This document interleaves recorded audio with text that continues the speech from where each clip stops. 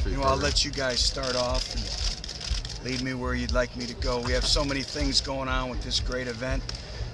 Very, very talented top 10 football team coming into Neyland Stadium with South Carolina. So a lot of things going on. So I'll answer any questions you may have. Coach, how much did you kind of talk to Dave Hart and sort of urge him to get this done after you came to the race in March? Well, we've been in discussions, and hats off to both administrations in Tennessee with Dave Hart, and that's the vision that we talk about with our athletic program and our football program.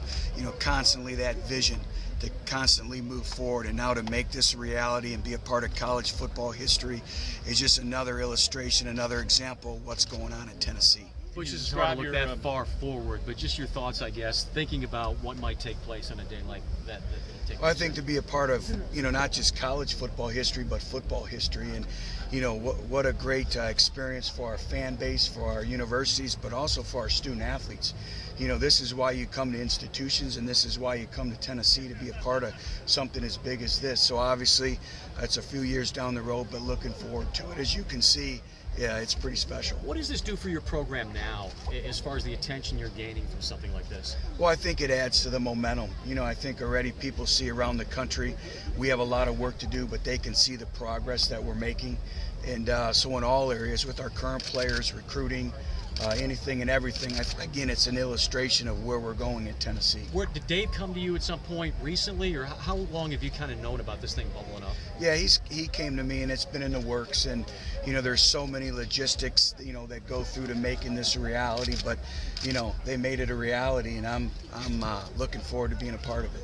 What was your reaction, Coach, when you heard you think, that's not realistic? I mean, is that playing a game in a racetrack? Was it just kind of whatever? Let me know if you're really serious about it or what? Well, you know what?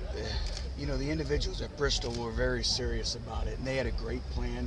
They came to Knoxville. We met with them, and we liked what they had. And then, we had some areas, that needed to be addressed, and they were able to be addressed. And, there's a lot of effort, a lot of thought that's gone into this.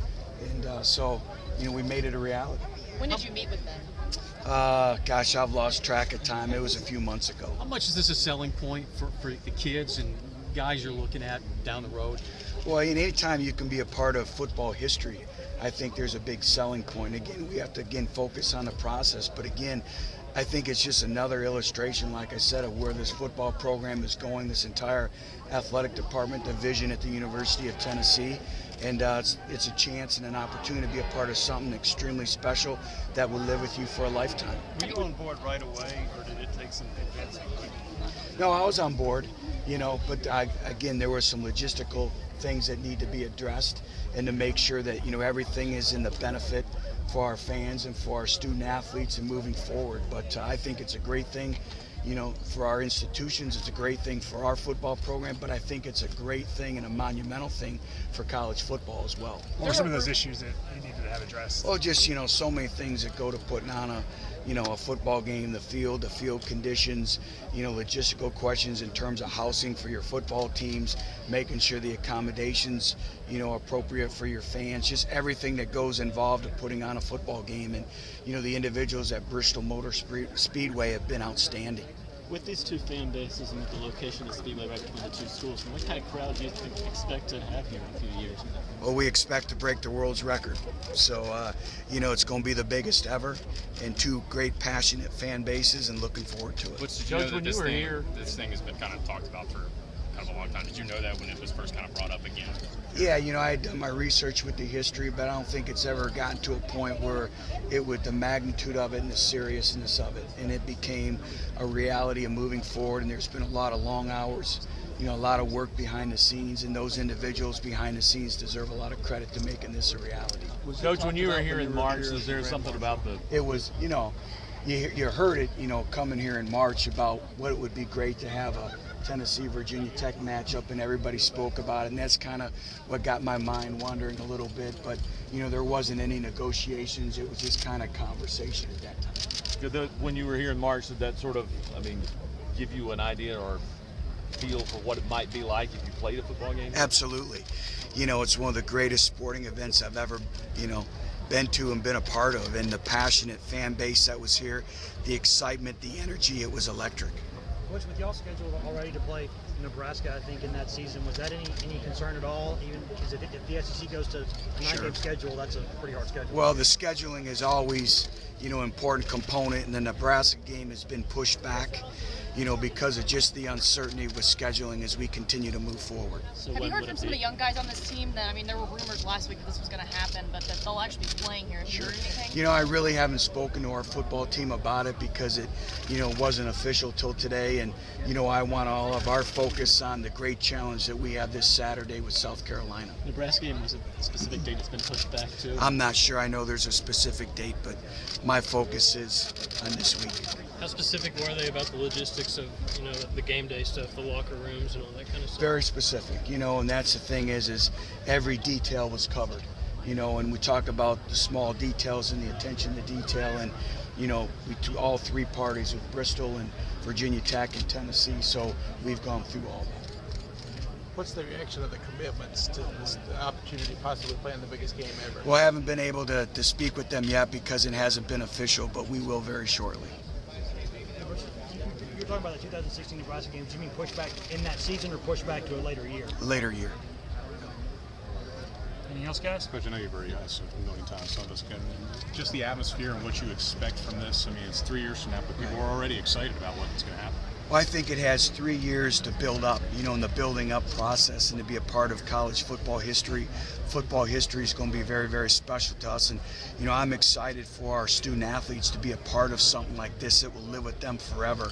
And for Tennessee to be at the forefront of breaking the attendance record, I think is exciting as well. And to be able to participate in it, whether you're a fan, whether it's the band, whether it's the coaching staff, our administrations, or our players, it's a part of being a chance to be a part of history.